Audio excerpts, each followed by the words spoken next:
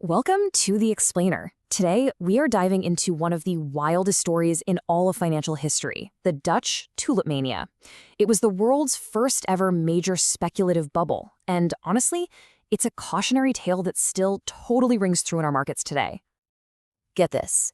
In the middle of winter, January 1637, this was the going price for one single, super rare tulip bulb. At the absolute height of the madness, some of these bulbs were trading for way more than their weight in gold. It's just insane. So, to give you a little perspective on what 10,000 guilders actually meant, it wasn't just a pile of cash. No, it was enough money to buy one of the most magnificent homes on the fanciest canal in all of Amsterdam. We're talking a mansion, complete with a coach house and a garden. All of that for one flower bulb. So the big question is, how on earth did this happen? How did an entire country get so obsessed with a flower that its price just completely detached from reality? Well, to get to the bottom of that, we've got to look past the tulip itself and into the really unique economic machine that was the 17th century Dutch Republic. You see, the whole stage for this drama was the Dutch Golden Age. This was a time of just unbelievable wealth, global trade, and commercial energy. It created a society that was totally different from anywhere else in Europe, and it was perfectly primed for this kind of speculative fever. The Dutch Republic was incredibly urban for its time. We're talking about 40% of the entire population living in towns. This created a massive, booming middle class of artisans and merchants, and it sparked this cultural fascination with anything new, anything rare, and especially with showing off your newfound wealth. And this chart from Amsterdam just drives the point home perfectly. Get this, an estimated 12.5% of the city's entire working population were entrepreneurs.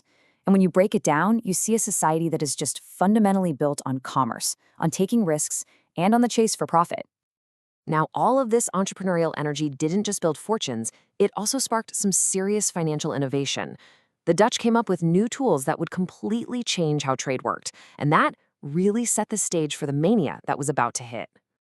One of the absolute game changers was the use of promissory notes, which were basically an early version of what we call futures contracts today. This clever idea let merchants buy and sell bulbs that were still literally in the ground and wouldn't be delivered for months. Here's how it worked, and it was kind of brilliant. A buyer didn't need all the cash up front, and the seller didn't even need to have the bulb yet. All you needed was a piece of paper. This simple trick completely separated the paper contract from the actual physical flower. People weren't just trading bulbs anymore. They were trading the promise of a bulb.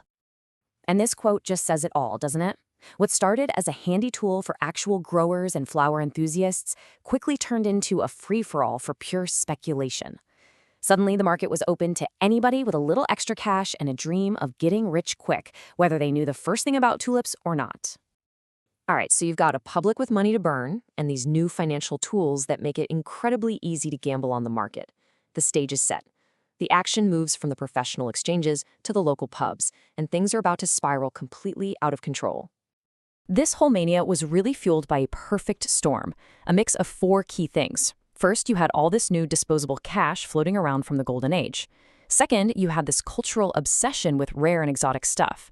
Third, you had an asset, these paper contracts, that was super easy to trade.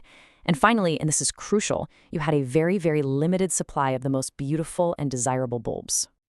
So what started in 1633 as this little niche market for the super rich just went nuclear over the next couple of years.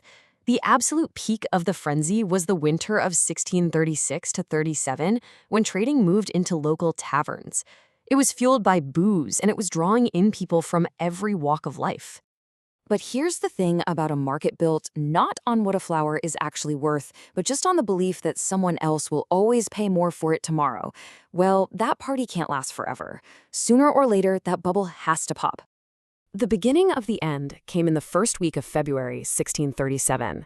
It was a routine bulb auction in the city of Haarlem. The auctioneer called for a bid and was met with total silence. He lowered the price. Still nothing. And in that moment, sheer panic set in. That seemingly endless line of buyers, it had just vanished. And the collapse wasn't slow. It was immediate, and it was catastrophic. The money just dried up overnight. As all the panicked speculators rushed to sell, they found that there was nobody left to buy. Within just a few days, the market pretty much ceased to exist. Those prized bulbs were suddenly worth only 1 to 5% of what they had been just weeks before. So after all that chaos, after fortunes were made and lost, what are we supposed to take away from this? What did the world's first modern financial bubble actually teach us? Well, for one, tulip mania is now the classic, textbook example of a speculative bubble. It is the poster child for what happens when the price of something completely disconnects from its real intrinsic value and is instead driven by pure human emotion, greed, and the fear of missing out.